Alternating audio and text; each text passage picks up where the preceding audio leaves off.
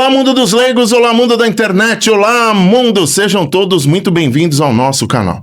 Estamos começando mais um podcast Fala Chef. E para você que está chegando agora, aproveita, já se inscreve no canal, deixa seu like, comenta, porque o programa de hoje está para lá de especial. Nós vamos falar sobre cultura, nós vamos falar sobre escolas. E eu trouxe aqui uma pessoa muito especial, minha amiga Leandra Maia. Ela é diretora do Colégio Elísios. Minha amiga, seja muito bem-vinda ao nosso programa, é uma honra ter você aqui conosco. Marcelo, eu que agradeço, que prazer poder estar aqui e compartilhar um pouco, dessa história, dessa jornada na área da educação. Que grande prazer poder estar com você. Maravilha. Minha amiga, a primeira pergunta que a gente faz para todos os convidados é: como tudo começou? Como que fez você chegar a essa pessoa de sucesso que você é hoje? É uma história muito interessante, Marcelo, porque a vida toda eu sou filha de educadora, sobrinha de educadora, a família toda é da área da educação e a vida toda eu disse que eu não teria escola. E hoje eu tenho o quê? Escola. Então eu digo que as coisas vão sendo traçadas, a trajetória vai sendo desenhada de uma forma e a vida virou, a vida mudou e hoje eu tenho com muito prazer, muita alegria, eu me sinto muito realizada em ser educadora e as coisas aconteceram de 2 décadas para cá, na realidade, né? E vamos lá, a gente conversando no bastidor, você falou que você trabalhou na parte de psicologia, a sua formação. Eu queria que você falasse um pouquinho mais de como foi essa formação e qual é a relação que existe, essa influência, para dentro do colégio. Toda. É uma relação, a pedagogia e a psicologia, elas se cruzam, elas se complementam, então isso é uma ferramenta que me ajuda muito nos dias, no dia a dia, enfim. O que acontece? Quando eu saí do ensino médio, eu resolvi fazer psicologia. E eu sempre quis trabalhar com o ser humano, sempre. Quando eu saí da faculdade, diferente das minhas colegas que queriam a área clínica, a área talvez organizacional, eu quis trabalhar como psicólogo hospitalar. Naquela época, a gente está falando de uma área de psicologia, que a psicologia nasceu em 1960. Então eu estou te falando, há 30 anos atrás, quando eu me formei, ninguém falava de psicologia hospitalar. E eu disse que eu queria ser psicólogo hospitalar. E eu fui. E como Jundiaí não havia nenhum tipo de campo, eu fui para a Unicamp e fui trabalhar no Dr. Domingos Boldrini, no Hospital Centro de Hematologia da América Latina. Coincidentemente não, mas é o nome do pediatra que me recebeu. Então não é uma coincidência. Dr. Domingos Boldrini foi o pediatra que me recebeu quando eu vim ao mundo. E eu acabei me tornando estagiária e depois acabei sendo psicóloga hospitalar do Domingo Boldrini. Quem não sabe, esse hospital é referência em câncer infantil. E eu fiquei lá por volta de 4 anos, até que eu recebi um convite para assumir o Centro de Oncologia do extinto Hospital Maternidade. E aí eu vim para Jundiaí e tive uma carreira de 8, 9 anos dentro do hospital. Eu lembro que na época, Marcelo, eu disse, eu sei tratar criança com câncer, mas eu nunca havia tratado adulto. Eu fui estudar, fui me especializar e eu me tornei a primeira psicóloga hospitalar em Jundiaí. Que legal. E foi uma história muito linda. Show. E vamos lá, quais foram os maiores aprendizados que você teve ao assumir aí o Colégio Elísios?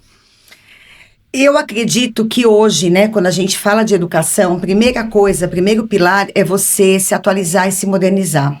Eu estou na área da educação há 30 anos, eu comecei como professora de psicologia hospitalar, na área de enfermagem, fiz uma trajetória muito grande, como 17 anos como coordenadora de escola, e nos últimos 17 anos para cá, eu me tornei proprietária de uma escola.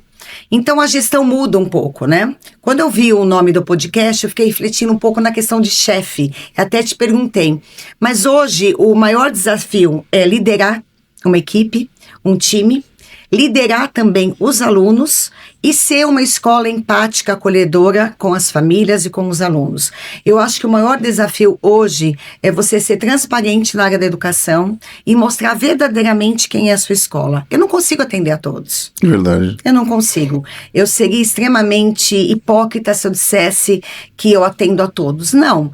Eu atendo uma clientela, eu tenho um perfil de família, e nossa grande missão é o acolhimento.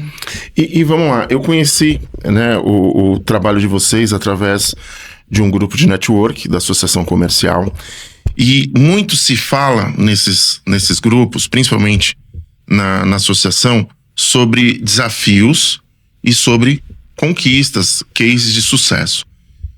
Empreender no Brasil, hoje a gente sabe que existem vários desafios. Como que é empreender no Brasil dentro da educação, principalmente com esse processo de novas gerações que tem aí, X, Y, Z e assim vai. Como é que você vê essa transição e os desafios propriamente ditos? Eu acho que um grande desafio que nós temos quanto gestores da educação é a gente quebrar alguns paradigmas, né? A educação não é valorizada no nosso país, o professor não é valorizado. Hoje, muitas vezes, pela transparência que eu sou, eu digo muitas vezes para as famílias, nos deixe trabalhar, né? Nos deixe fazer aquilo que nós sabemos fazer. Exato. Então, o Brasil em si, a gente não pode desistir na questão da cultura da educação. Precisamos implementar, grãozinho por grãozinho, como um trabalho de formiguinha, o respeito ao professor, a valorização à escola, respeitar que a escola, ela é uma parceira da família. A escola jamais será contra a família ou o aluno. Então, nós temos que caminhar juntos, porque é na escola, Marcelo, que o ser humano aprende a convivência social.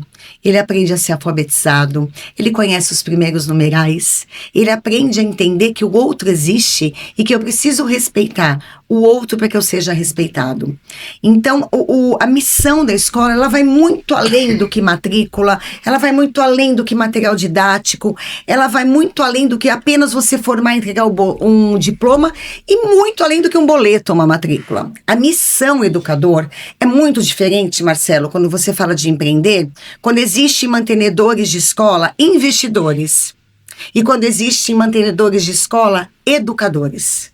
O foco muda, a visão muda e a proposta muda. Realmente, assim, o que eu tenho... Eu fiz colégio militar, eu cismei que eu tinha que sair de casa e com 13 anos eu fui para Brasília, fiquei 5 anos interno. E eu falo para todo mundo, até hoje foi o melhor momento da minha vida. Porque hoje eu sei fazer um pouco de tudo, mas não tão perfeito. Então, você lavar, passar, cozinhar, costurar, porque lá você tinha que se virar.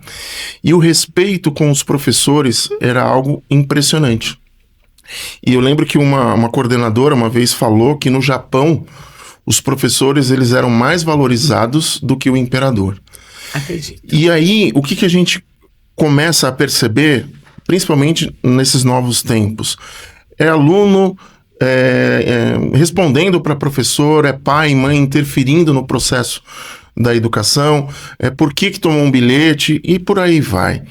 O que eu sempre penso é assim, a gente precisava resgatar um pouco, vou usar essa palavra, mas sem o peso, a autoridade do professor dentro de sala, porque ele é o formador de tudo que a gente vai vivenciar lá na frente.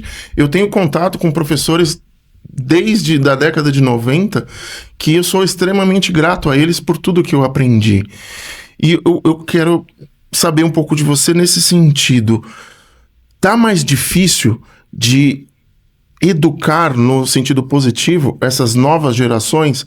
Porque a gente vê muitas vezes na internet, as pessoas perguntam qual a fórmula da água? Ela não sabe responder.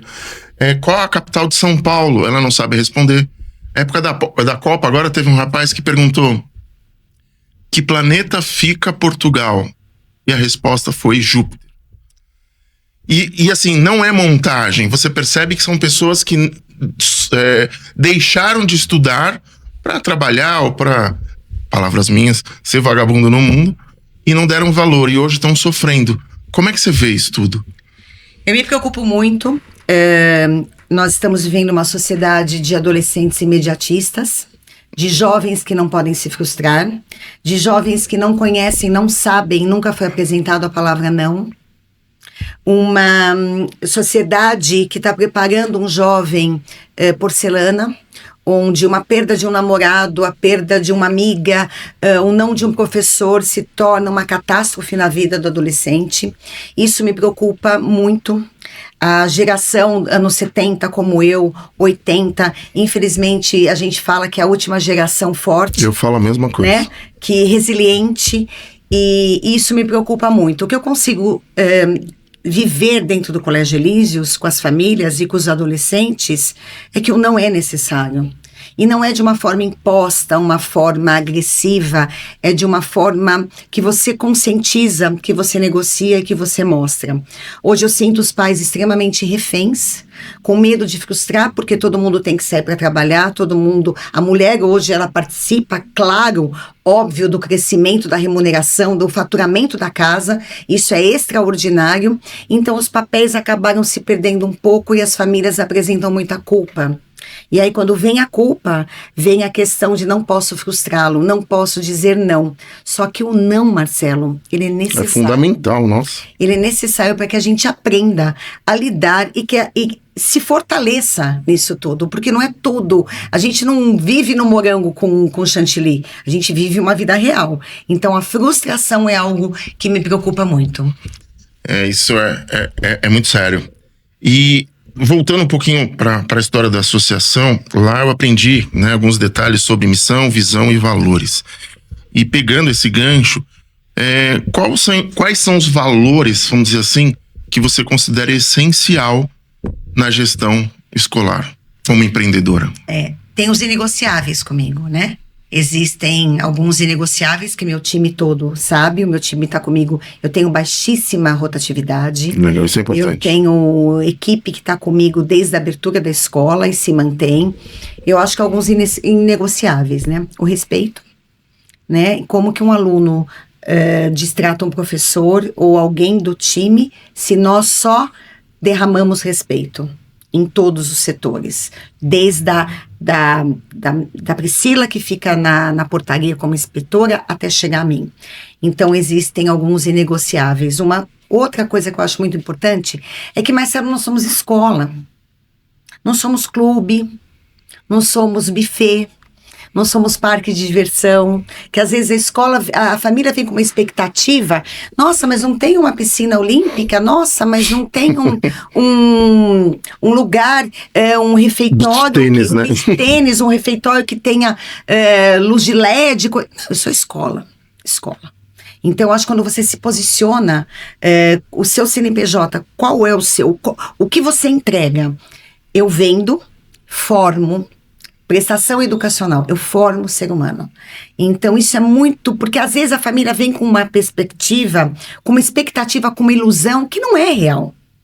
E hoje em dia, Marcelo, respeitosamente eu te falo, tem público para tudo e tem escola para todos os gostos, todos os bolsos, todos os sabores, e tá tudo bem. Tá tudo bem, mas princípios e valores que nós pregamos e exercitamos dentro do colégio são inegociáveis, esses que eu te falei agora. Perfeito. Como eu digo, o Brasil ainda tem esperança. Claro! Pessoas como você, assim, claro. Pensando, porque eu acho que a palavra respeito, ela é essencial, desde do rapaz que tá ali cuidando dos detalhes do lixo, a diretora da escola, né? Então o respeito é a grande base. E eu sempre que eu vou aos lugares, eu procuro sempre saber o nome das pessoas, para chamar a pessoa pelo nome, dar um valor. Eu lembro muitas vezes, quando eu trabalhava com cursos, palestras e treinamentos, sempre tinha às vezes a moça da limpeza, às vezes ela entrava para colocar uma água ou para fazer um ajuste, e eu sempre falava assim: você sabia que você é a pessoa mais importante desse lugar? Ela ficava meio perdida, mas por quê? Porque se você não tivesse chego mais cedo que todo mundo, isso não estaria do jeito que tá, tão perfeito. E eu lembro uma vez, até eu lembro da empresa, chamava Bluecon. A moça foi entregar água e eu falei isso pra plateia, e eu pedi uma salva de palmas. Então ela se emocionou, depois ela me chamou no coffee break, num canto, ela falou assim: eu nunca recebi um detalhe tão importante como esse. Então você transformar a vida de alguém falando a verdade do que realmente Isso acho que o slogan da Mastercard tinha que ser nosso. Não tem preço. E você estará na memória afetiva, na lembrança dela eternamente. Exatamente. Quando você respeita e quando você tem empatia. A empatia também é fundamental. Quando você entende, se coloca no lugar do outro. E muitas vezes, Marcelo, eu tenho muita maturidade para te falar o que eu vou dizer agora.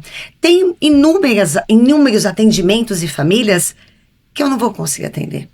Exato. E que eu prefiro dizer, a tua expectativa não vai ao encontro daquilo que nós entregamos. E tá tudo bem.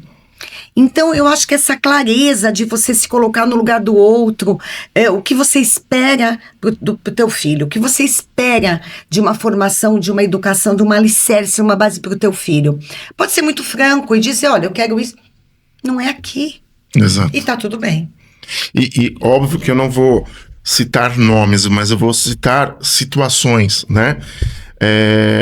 O Brasil, ele tá convergindo para uma polaridade absurda, né? Então tem a pessoa X e a pessoa Y. E o que eu percebo que às vezes falta a educação é o seguinte: eu não gosto do X, eu não sou obrigado a votar no Y. Vota no Z. Analisa. Ah, não, mas esse daqui fez essa coisa errada, e esse também fez. Não vai contra os meus princípios e valores. Eu vou escolher uma outra pessoa. Ah, mas eu não sei o que ela faz. Aposta. Agora, se você sabe que fulano ou Beltrano fez errado, você ainda vai persistir no erro, não digo nem insistir, né? Eu acho que isso tem acontecido muito em vários setores do Brasil. Não sei se chega a ser do mundo, mas eu acho muito triste. E eu acho que falta realmente a educação de base nisso. Faz sentido ou não? Total. Eu vou te falar outra coisa que é a título de curiosidade, acho que você não sabe, quem está nos assistindo também não sabe disso. Quando a gente fala dos governantes do Brasil, é muito interessante quando eles olham para a educação. Pasme, Marcelo, cada um que entra faz uma matriz curricular nova, na base nacional curricular. Cada um que entra acha que o que o outro colocou, uma carga horária de química, física, biologia, não estava legal. Então começam a inventar roda. E nós, réis mortais, temos que obedecer uma legislação nacional. Então, assim, quando você olha para isso, que a cada 4 anos, vou até um pouco além, a cada 2 anos vem uma normativa nova e aquela matriz curricular que você usa não serve mais, e você tem que fazer um desenho para você adequar as habilidades e competências que alguém de lá de cima acreditou que você tem que executar. Então, a acomodação, a luta que nós temos na área da educação é muito grande. Porque o que nós estamos seguindo hoje, pode ser que em janeiro já não sirva mais. Mas quando uma escola não perde a sua essência, quem nós somos, onde nós queremos chegar, o que são inegociáveis, o respeito, a empatia, o acolhimento, o amor. Sou muito sinestésica. Eu abraço muito as minhas crianças. Eu tive altas dificuldades depois da pandemia, porque a coordenação ficava o tempo todo, Leandra, não abraça, Leandra, máscara, Leandra, não chega. Porque eu sou muito de abraçar, de pegar, de ter contato físico. E que talvez algumas famílias, nisso não faz sentido, mas para nós faz. Sim. Então, quando você olha que você tem que cumprir um currículo de uma legislação nacional, tudo bem, mas você não pode esquecer que esse outro lado da empatia, do amor, do respeito, do acolhimento, não pode faltar.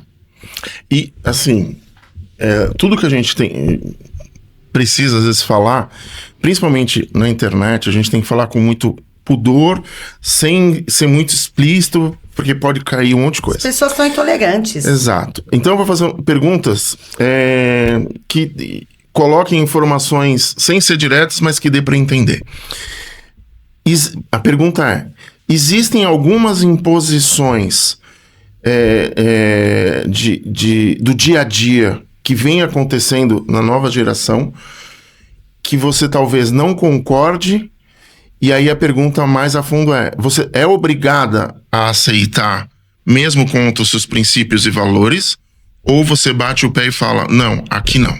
Não, aqui não. Legal. Eu sou uma escola particular. Legal. Eu sou independente, eu tenho que seguir uma legislação, mas eu não sou obrigada. Aqui não. Perfeito. Já respondeu tudo, já foi direto. E minha amiga, vamos lá. Comentei há pouco, né, que eu conheci a associação comercial no início do ano. Lá eu tive muito êxito, principalmente profissional. E nos bastidores você falou uma coisa pra mim que eu achei incrível. E eu vou pegar um ganchinho também do que você falou há pouco, de que os tempos são outros, as mulheres foram tomando o seu posicionamento, seu lugar no mercado. E a gente viu que você foi a primeira presidente da Associação Comercial de 100 anos, é isso? Exatamente. Como é que foi essa quebra de barreira e como foi o período que você esteve lá? Bom, Marcelo, eu fiquei primeiro muito feliz quando eu soube que você está na Associação Comercial, porque eu acredito que lá é a casa do empreendedor. O meu olho brilha quando fala da associação. Eu sou filha de comerciante, eu sou neta de comerciante. Meu pai foi o primeiro vidraceiro que teve em Jundiaí.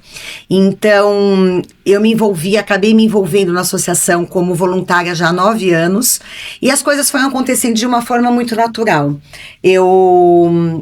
Em 2017, nós assumimos a associação, eu era diretora e fiquei como diretora de educação por 2 anos, na gestão do Elton Monteiro, e na gestão do Mark Williams eu fiquei como vice-presidente dele. Como pegou pandemia, ele fez uma dobradinha, então ele ficou 4 anos. E acabou as coisas acontecendo. Eu fui por unanimidade cotada pelo conselho, não houve uma chapa concorrente, agora chegou a hora da Leandra. Eu relutei muito, Marcelo, porque mulher, pessoa deficiente física, num cargo desse, numa representatividade, numa entidade centenária, que dialoga com o poder público na cidade, que institucionalmente representa muito para a cidade, eu fiquei muito balançada. Por muitos momentos eu disse não. Mas as coisas acabaram acontecendo, eu consultei meu marido falou, não, Leandra, pra quê? Eu consultei meu sócio falou, não, Leandra, pra quê? Mas eu consultei Deus, e Deus falou, vai que eu vou te capacitar. Vai, e foram 2 anos, Marcelo, incrivelmente extraordinários, um time da associação maravilhoso com a gestora, a Sandra, os diretores, os conselheiros, entreguei resultados. Que eu vou te falar uma coisa, Marcelo, eu não sou uma mulher de números, eu sou comunicação, como você. Sim. Mas eu entreguei uma gestão contabilmente, financeiramente, superior a tudo que já foi visto. Eu acho que o primeiro princípio é a honestidade, né? Eu tenho um princípio meu, e a associação é uma entidade extremamente transparente, séria. Nós tiramos a associação de um lugar do qual ela não merecia estar, resgatamos e colocamos um time de empresários voluntários. E hoje eu posso dizer para você, hoje a associação está numa posição que ela jamais poderia ter saído, mas nós resgatamos. Blindamos ela de qualquer fraude, blindamos ela de qualquer saque, de qualquer coisa. Então, assim, vir como mulher, pessoa deficiente, eu tive que conversar muito com Deus. Por que desse propósito? E eu te falo hoje, depois que eu encerrei 2 anos, você se associou em janeiro quando já é Orlando e tá tudo bem, porque eu continuo na diretoria, estou muito feliz por você, tenho certeza que você vai colher muitos frutos Já tô. Que bom, estou aqui por conta da CE. E, assim, eu acredito muito no empreendedorismo e deixei um legado, né? Porque demorou 102 anos para uma mulher assumir um cargo desse. Por quê? Porque os homens são machistas? Não, Marcelo. Porque também faltou uma mulher se posicionar. Posicionamento, eu sempre falo isso. E dizer assim, poxa, eu quero. Por que não? E aí eu quebrei N paradigmas, né? Porque a primeira mulher, pessoa deficiente, educadora, não tem uma loja aberta, não é um varejo, como dizem. Varejo, não tenho. Mas sou filha de... Então... Tá na veia, né? E assim, foi uma gestão que eu tenho muito orgulho em falar, que marcou realmente, e eu desejo honestamente que outras Leandras se levantem para assumir a presidência da Associação Comercial. Minha amiga, eu falo que eu sou um cara que me emociona muito fácil, até em propaganda de manteiga. É um homem sensível. E por que eu tô falando isso? Porque... o nome do meu estúdio É NDJ, nome de Jesus. Tá. E quando eu montei esse estúdio, eu lembro que eu tava ajoelhado nesse lugar que você tá, eu tava pintando aquela sapata. E o meu Spotify tava girando ali. E eu lembro que eu comecei a chorar nesse lugar, porque tocou uma música que falava assim: grandes coisas estão por vir. Grandes coisas vão acontecer nesse lugar. E quando eu escuto uma mulher, PCD, contando uma trajetória de sucesso, eu fico muito feliz. E eu não tô jogando confete. Eu tô dizendo que eu ainda acredito no ser humano. E eu vejo que muitas pessoas se acovardam por ter ou uma deficiência, por ser mulher, ou por ser qualquer outra coisa. Preconceito é uma coisa muito feia. O que a gente não pode ter é uma soberba de dizer que eu domino o mundo e faço acontecer. Mas na hora que você estava falando a história, eu só escutei uma vozinha. Você entendeu porque você estava ajoelhado ali? Então eu sou muito grato de você estar aqui contando essa história. Porque eu fiz um propósito comigo mesmo. Eu só vou andar com pessoas de sucesso. E você, com a sua escola, com a tua história na associação, a parceria que você tem ali no bastidor, isso faz com que a gente acredite que dá para resolver muita coisa nessa cidade, nesse estado, nesse país. Então eu saí um pouco do eixo para falar parabéns por ser essa pessoa tão incrível que você é. Eu que agradeço por estar na frente de uma pessoa de fé.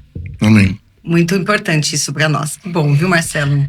E falando em fé, qual é a importância da fé na sua vida? Total, absoluta. Eu nasci com a deficiência física, né? Eu sou uma gravidez de DIU. Eu não vou contar tudo, não, porque tem muita coisa no livro para vir. Eu sou prematura. E eu achava que a minha vida, Marcelo, era muito normal, assim, até chegar aqui. Quando eu escrevi o primeiro capítulo do livro, que foi um spoilerzinho, um pocketzinho do livro, Mulheres de Sucesso, Mulheres que Decidem Vencer, ao escrever o capítulo, eu entendi isso, Marcelo, e sem vergonha nenhuma te falo, com 50 anos, eu falei, nossa, mas essa história não é normal. Meu Deus, mas o que está acontecendo? E comecei a estudar, a escrever. Marcelo, eu conheci Jesus, eu tinha 21 anos. Eu sou casada no Evangelho. Eu sempre, depois que eu conheci Jesus, aceitei Ele como meu único Senhor e Salvador aos 21 anos. Eu nunca mais servi a outros deuses. Eu determinei que ele era o único na minha vida.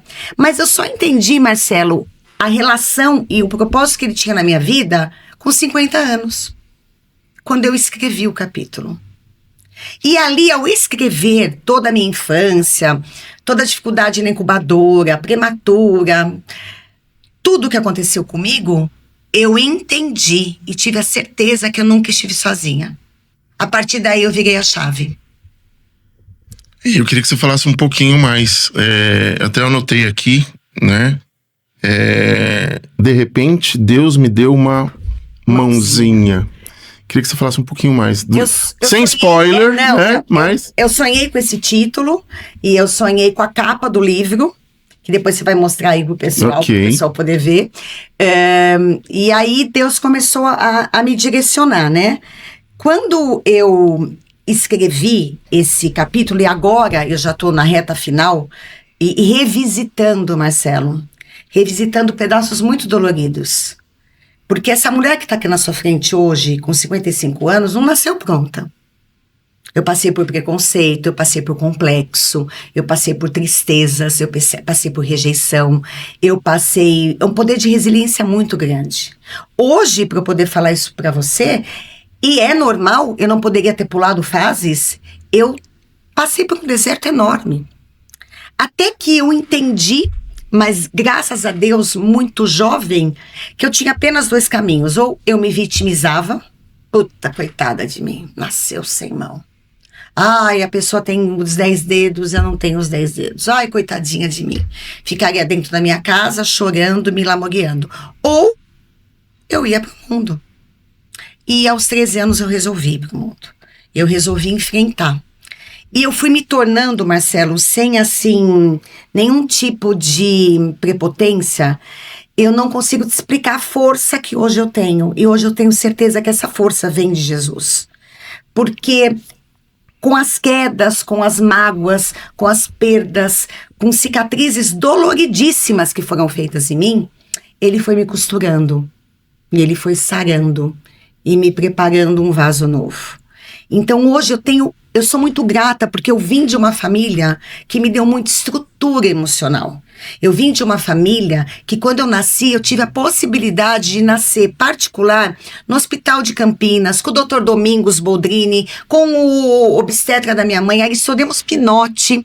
Graças a Deus, meus pais tinham condições financeiras para poder suprir a necessidade da minha prematuridade. Mas não foi só isso. Não é porque o meu pai tinha dinheiro que a Leandra sobreviveu naquela incubadora há 47 dias. Porque existia ali, desde o ventre da minha mãe, algo que disse, eu vou te preparar, eu vou te erguer, eu vou te sustentar. E é Jesus, não tenho dúvida nenhuma. É não o que... prego religião. Não, ninguém tá falando disso. Conotação de religião. Também, eu tenho essa história de que religiosidade estraga as pessoas. Então, é o que eu sempre falo. Às vezes as pessoas mais próximas falam assim, não, porque em algum momento você fala o nome do seu estúdio, em algum momento você fala Jesus, as pessoas vão desligar o podcast. Desliga. Eu não tô nem aí, esse não é o problema, né? Então, eu digo assim, eu não tenho fui católico, mas eu não tenho nenhum vínculo. Para mim, Deus, eu e Deus somos a maioria, é o que eu sempre falo, né? Então, toda vez que acontece algo como aconteceu aqui agora, eu vejo a importância de tudo que vem, que ainda está por vir. E aquilo que você falou da resiliência, tudo na vida tem um tempo. Tem um tempo de plantar, tem um tempo de regar ali para depois crescer e depois colher. Só que muitas vezes as pessoas não entendem que para você plantar você precisa cavar um buraco. E muitas vezes esse buraco é demorado, ele é fundo, você não tem ferramenta. Mas a partir do momento que você entendeu o processo, você vai colher frutos incríveis. E é mais ou menos o que acontece comigo, contigo e com as pessoas que nos circundam. Porque, assim, eu aprendi uma vez há pouco tempo na internet, e isso, a associação me ajudou muito. Comece a sentar em outras mesas, você vai conhecer outras pessoas, vai ter outras conexões, vai criar outras amizades e resultados extraordinários. É o que vem acontecendo nesses últimos 6 meses. Que bom. Como é que você visualiza isso pro futuro da escola, como escritora, autora? Como é que você visualiza tudo isso? Eu sou comunicação pura, né? Eu amo conhecer pessoas, ouvir histórias, conectar pessoas. Eu acredito muito nessa questão que você faz uma indicação referenciada, uma referência qualificada de alguém que você conhece, que você vivencia aquele empreendedor. Então, para mim, sair dos muros da escola e desbravar outros mundos me fez crescer como pessoa, como empresária, como educadora, como mulher. Conhecer pessoas e entender que eu não preciso viver naquela bolha. Porque quando o empreendedor ele acha que dentro daquele mundo que ele está é suficiente, ele está extremamente enganado. Ele necessita agregar pessoas e se fazer presente. Então, assim, as conexões são extremamente importantes para o empreendedor. Porque pode ser que hoje a Leandra não tenha alguém para te indicar no teu negócio, no podcast, enfim. Mas pode ser que daqui uma semana eu encontre uma pessoa e falo, peraí, deixa eu falar uma coisa para você, eu preciso te apresentar um cara, meu. Você precisa conhecer o Marcelo. Eu já estive lá, e assim também é carga educacional. Sim. Esses dias foi muito engraçado, porque nós recebemos uma visita de uma mãe, matriculou, e quando eu chego na sala, na recepção, quem tá com ela? É uma corretora conhecida minha de muitos anos atrás. Muito tempo atrás, que eu não a via, mas muito tempo. Falei, nossa, você aqui. Leandra, vendi uma casa para essa família aqui. Essa família está se mudando de Minas. Tem uma filha pequena e tem um nenê. Me perguntou a escola. Leandra, eu vou te levar lá. Ela trouxe. É sobre isso. A mãe. Porque eu te conheço, Leandra, porque eu sei quem é você. Eu sei que ela vai estar acolhida aqui. Ela vem de outra cidade, ela vai ser amparada. Ela não tem rede de apoio, não tem família aqui. Eu sei que você vai fazer isso. É isso, Marcelo. Legal. Minha amiga, a gente está chegando quase ao final do nosso programa. Tem um quadro aqui que a gente fala assim, tem alguma pergunta que eu não te fiz que você queira responder? Caso não tenha, queria que você deixasse suas considerações finais, seus contatos, para que a gente possa divulgar mais e mais e as pessoas possam chegar até você no colégio. Eu acho que algo que eu não falei, que eu preciso dizer, Marcelo, é que eu tenho uma rede de apoio maravilhosa, que é meu marido e minha filha, que me dão condições para que eu possa estar onde eu queira estar. E para que me apoiem, me incentivam e sempre digam, vambora, é isso que você quer, tanto no livro que eu vou lançar, quanto na associação comercial, quanto abrir a minha própria escola, empreender. Então, o Maurício e a Natália são fundamentais. Hoje a Natália está com 25 anos, eu tenho 28 anos de casada, o Maurício é médico, eu acabei conhecendo ele na área hospitalar, porque Deus, ele pinta o nosso destino. Ele não escreve, ele desenha, ele pinta. Eu acabei conhecendo o Maurício, nós estamos juntos. E a Natália, filha única, que estudou na minha escola por 11 anos. Que legal. Já está desbravando o mundo na área de publicidade. Então, eles são a minha rede de apoio. Agora, um recado que eu gostaria de dar, se você me permite, para você, mulher que está aqui ouvindo e ouviu essa singela história de superação, de resiliência. Eu sei que muitas vezes, quietinha ali no travesseiro, a gente deita, as lágrimas escorrem e você acha que você não tem saída, não tem possibilidade para novas oportunidades. Saiba que você está extremamente enganada. Então dê o primeiro passo, porque eu tenho certeza que aí dentro existe uma leoa, uma guerreira que pode, deve e vai conseguir novos caminhos. É isso. Incrível, minha amiga. Suas redes sociais, contatos. Leandra@Maia. Depois eu vou compartilhar, quero você no lançamento do livro até o final do ano e de repente... Estarei lá com toda certeza. Vai ser um prazer te receber. O lançamento vai ser no colégio. Claro que a gente tem uma área gostosa ali, vai ser um prazer poder abrir as portas para os meus amigos. E é isso, espero você lá. Leandra@Maia, quem quiser me seguir. E também tem o Instagram do livro. De repente, Deus me deu uma mãozinha. Perfeito. Minha amiga, foi uma honra te receber aqui. Muito obrigado por ter aceito. E eu tenho certeza que esse podcast vai transformar a vida de muita gente. De coração. Obrigado mesmo. Amém. Parabéns. Obrigada. E a gente vai encerrando mais um podcast Fala Chefe. Falei que o programa de hoje estava para lá de especial. E eu queria agradecer imensamente aos nossos patrocinadores. São vocês que acreditam no nosso projeto e fazem com que a gente possa trazer diariamente pessoas incríveis, pessoas de sucesso. E vamos encerrando com aquela velha frase que sempre toca o meu coração, que é do método Kaizen. Hoje, melhor do que ontem. Amanhã, melhor do que hoje. Até o próximo programa.